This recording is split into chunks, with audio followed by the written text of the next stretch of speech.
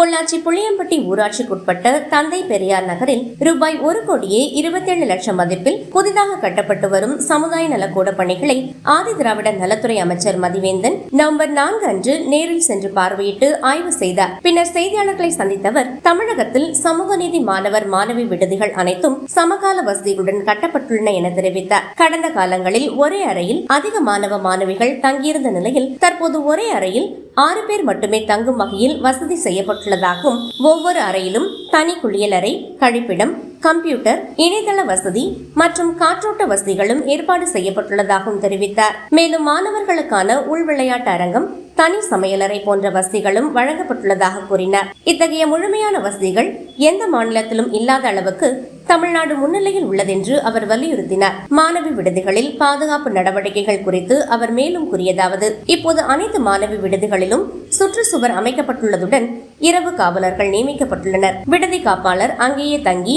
பாதுகாப்பு மற்றும் ஒழுங்கை கண்காணிக்கும் வகையில் ஏற்பாடு செய்யப்பட்டுள்ளது என தெரிவித்தார். இந்நிகழ்வில் மாவட்ட நிர்வாகிகள் மற்றும் துறை அலுவலர்கள் உடனிருந்தனர். சிறப்பான பிரச்சனை அங்க தனியா அங்க வாட்ச்மேன் இருக்கிறாங்க, நல்லபடியா அங்க காம்பவுண்ட் வால் கொடுத்துறோம். மற்றபடி வார்டன் உள்ளபடியே வார்டனுக்கான தனி அறை, அவங்களுக்கான எல்லா வசதியும் அங்கேயே தங்கி அங்க இருக்கிற மாணவர்களை பத்திரமா பாத்துக்கக்கூடிய அளவுக்கு தனி வார்டன் கொடுத்துட்றாங்க, அவங்களுக்கான தனி வசதிகள் கொடுத்துட்றாங்க. அதனால எந்த பாதுகாப்புல எந்த ஒரு பிரச்சனையும் கிடையாது. சரியா?